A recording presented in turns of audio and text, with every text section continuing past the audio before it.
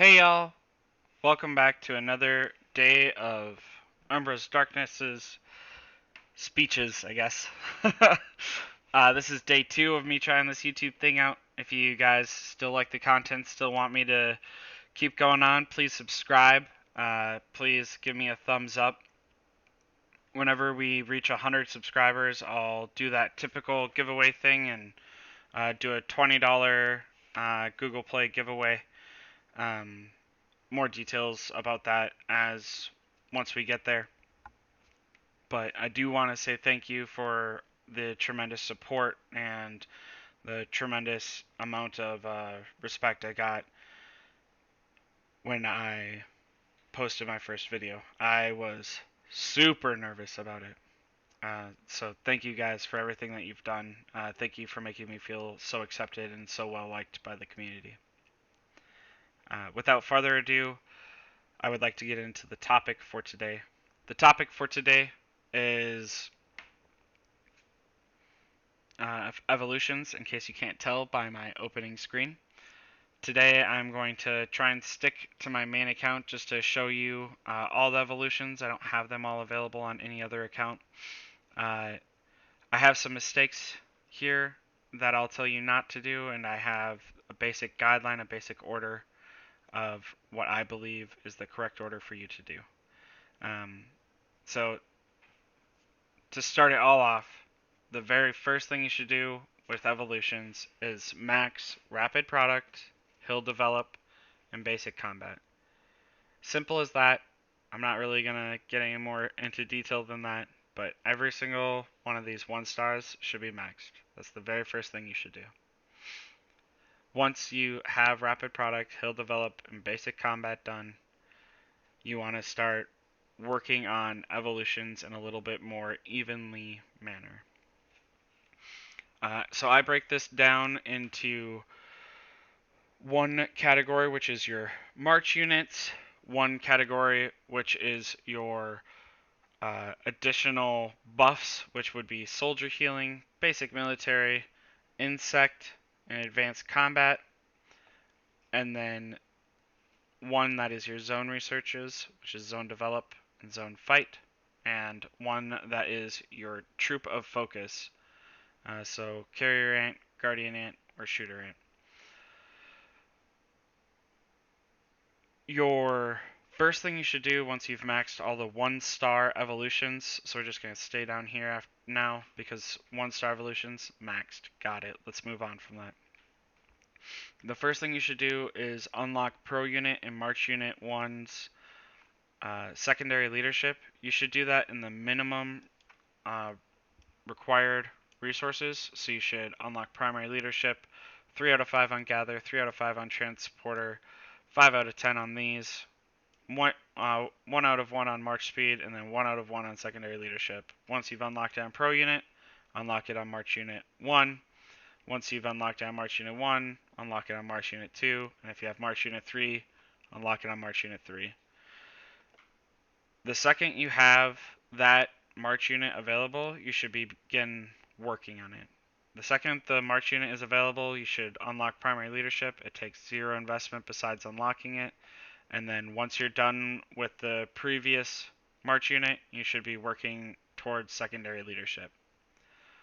Once secondary leadership is done for however many March Units you have, right? So if that's Pro Unit and March Unit 1, if that's Pro Unit, March Unit 1, and March Unit 2, you should be working on soldier healing and basic military. Your goal for soldier healing initially is whatever unit you decide to focus on. So for me, it would be carrier. Have carrier ant auto healing maxed and carrier ant fast healing maxed. Don't worry about anything else inside of soldier healing for now. Just worry about getting your auto healing and your fast healing for whichever ant you decide to work on maxed. And then for basic military, same thing. Carrier ant fast hatch, carrier ant fast hatch, because I'm a carrier player. Don't worry about anything else inside of basic military. As you can see, even with where I am, I still haven't touched basic military beyond that. So once your soldier healing and your basic military are done with the first 3 rows for the units that you decide to focus, you should work on only one of the 3 ant specialties: shooter ant, guardian ant, or carrier ant. Of the 3, you should not work on guardian ant, because in order to get them to T9, which is the end goal, right, is to get T9 troops, they're the strongest troops available, you need to have completed all of March Unit 2 and March Unit 3's evolutions, which is a stupid amount of resources and a stupid amount of time. So to get T9 Guardian Ants will take the longest out of all 3. That leaves you with Shooter Ants and Carrier Ants. A common debate is which one is better. Obviously, by the fact I went with Carrier Ants, I have my opinions, but what made it for me, just so we're aware, is not that I think one ant is better than the other. Carrier ants, I fully truly believe they're for PvP. Shooter ants, I fully truly believe that they are for PvE, also known as groundhog, because that is the only PvE that matters. What made carrier ants such an appeal to me is that you have to already level up your carrier barrack to level 23 in order to make Queen 24. And in order to unlock T9, you have to have that barrack level 25. Your shooter barrack doesn't have to go above level 13. So to not have to upgrade another building gets you to Queen 25 faster, which gets you to all the juicy rewards faster, which gets you cooking faster on everything else.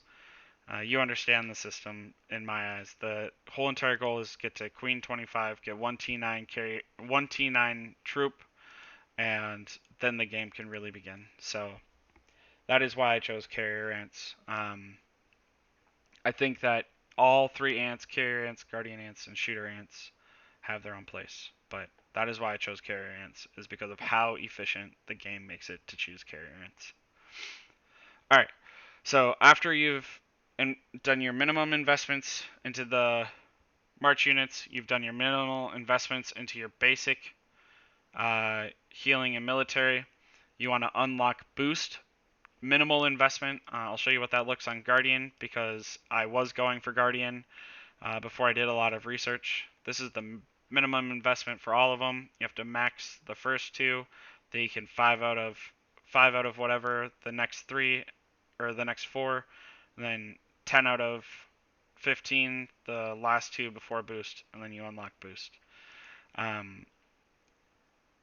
the time that you have reached boost on those ants and you've reached all of these other researchers that I've talked to you about, you will have zone develop and zone fight from server versus server.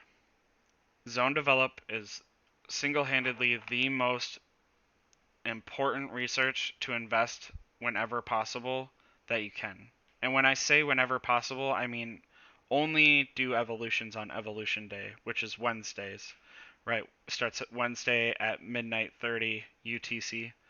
But you want to unlock zone develop so that way you get double rewards, because double rewards doubles every individual server versus server chest that you get. So just to 100% be clear on that, it doubles the top row. It does not double your alliance rewards, just your personal rewards for you, and you get 9 chests for doing it. The 2 chests of note that you really want doubled is you get 2 orange eggs for doubling it, and for chest 9 you get 2.6 thousand, right, 2,600 creature remains for chest 9, which is huge because the number of creature remains in order to unlock zone develop is less than a third of what it takes to unlock T9s at a minimum investment for any of the 3 ants. So after you've unlocked zone develop bonus rewards, you want to start investing in your creature remains. Minimal investment in zone develop is 61%. I have not gone above that. Again, minimal investment, 61%. Once you've unlocked double rewards on Zone Develop, you still do not want to invest into Zone Fight. As you can see, I'm still 0% on Zone Fight. I wish I were 0% on Insects. That was a mistake to invest in. These two researches should not exist for you. And whatever two ants you're not investing in should not exist for you. So for me and for anyone that follows what I say to a T, these four right here should be 0 until you're Queen 25 with the T9 troop. These four should be 0. So once you unlock Zone Develop, double rewards, you want to start working on Mutation 3, so that way all of your T7 troops that you have from getting Queen 19, right, because my previous guy was getting to Queen 20 as fast as possible, all your T7 troops can get to T8 boosted real easy once you get to Queen 22, which you should be doing right around the same time that you're getting Carrier Ant Mutation 3. And then your creature remains, you have two different choices here, and it's really based off of your timeline. It's based off of your timeline to make Queen 25 and how long you think it'll take you to reach Queen 25. So for me, I think it'll take me 4 weeks to get Queen 25 from where I was to when I unlocked Carrier Ant Mutation 3. I think it'll take me 4 weeks, 2 weeks from Queen 23 to Queen 24, and 2 weeks from Queen 24 to Queen 25. Because I'm starting to slow down because I'm focusing on making 6 farm accounts and trying to help as many people as possible enjoy this game. So I spent 1 week's worth of resources unlocking as much as I could on Advanced Combat. Advanced Combat offers combat speed, which is super huge. And here you just want to do minimal investment, until you get to Carry Ant Swift Combat. You want to raise Carry Ant Swift Combat to level 15, and then you want to go back and unlock Dodge Tricks, which keeps your ants alive longer so that way they can do more damage. And you want to unlock Carry Ant Cooperative Combat, which increases attack when they're and defense when they're all the same troop. So whatever troop you chose to boost, you want to level that up. As you can tell, I didn't get to Carry Ant Swift Combat with 1 week's worth of rewards. So I didn't do that. But starting next week, I will go back to Carrier Ants, working towards T9 Carrier Ants, because now I have about 3 weeks until I get Queen 25, and I have about 4 weeks until I get my carrier barrack up to 25. So I have about 4 weeks until I should be trying to get T9 troops, and it takes about 4 weeks once you have double rewards to earn the roughly 100,000 creature remains. It takes roughly 4 weeks to earn 100,000 creature remains once you have double rewards, which Field Battle and Sturdy Body both take roughly 47,000 creature remains each, and T9 Carrier Ants takes exactly 17,500 creature remains to max out. So before I show you the charts of creature remains to make it all pretty right at the very end of this video, I want to recap real quick again. Very first thing you do when you get an account, max out Rapid Product, Hill Development, Basic Combat. Once you've maxed those out, worry about any other evolution.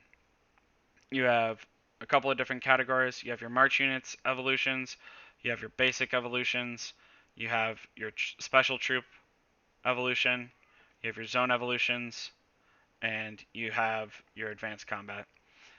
These 4 should never be invested into if you're a Carrier Ant main like I am. Guardian Ant, Shooter Ant, Insect, and Zone Fight should not be invested into until you're Queen 25.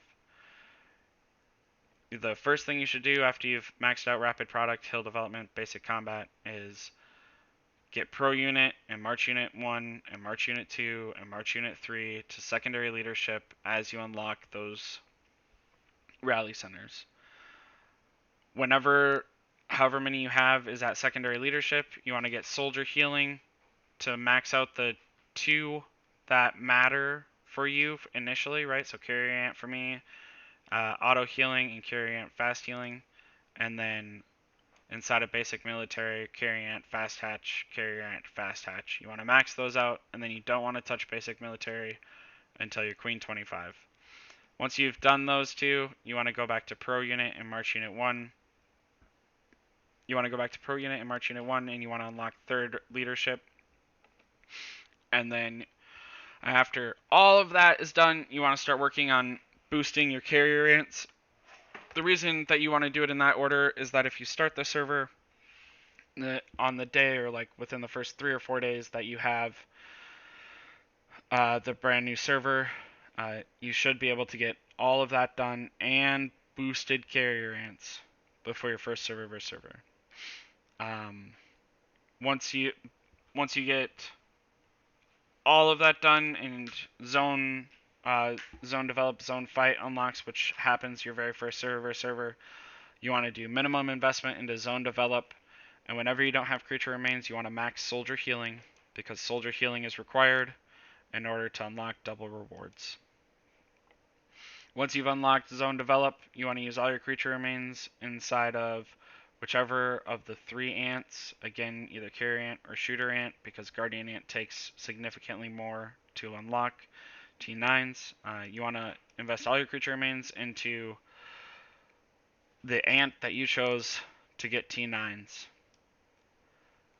and in order to get to Carrier Ant Mutation 3. Once you've unlocked Carrier Ant Mutation 3, evaluate how long you believe it'll take you to get to Queen 25 based off of your spending habits and your willingness to min-max the game. However much time you say that's going to be, you should invest that many weeks worth of resources into advanced combat, and the second that you reach your minimum time allowable, you should start going back to T9 Carrier Ants or T9 Shooter Ants, whatever your preference is. Okay, that's a quick recap of my evolution priorities. Now that we've gotten the evolution priorities and how I would evolve and why I would evolve that way and why I chose to go with Carrier Ants and the mistakes that I've made investing into Guardian Ant and Shooter Ant, let me show you the charts to try and show you why zone develop is so important. Okay, so this is the zone develop creature remains chart.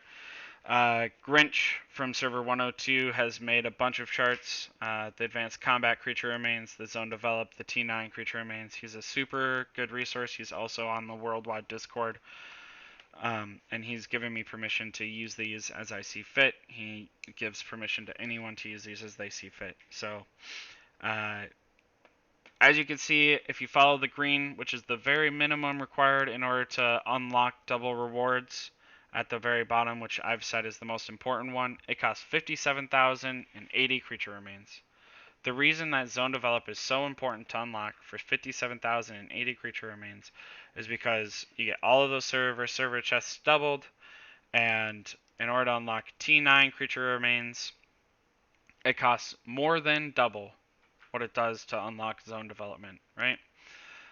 And in order to unlock advanced combat creature remains, it costs almost double what it costs to unlock zone development. So unlocking zone development bonus rewards is an investment program in order for the interest of getting double T9 or double 9th chest in order to get all of those bonus juicy rewards to even be able to earn chest 4 through 6 and 7 through 9 on server versus server, let alone doubled. It all comes from zone development, right?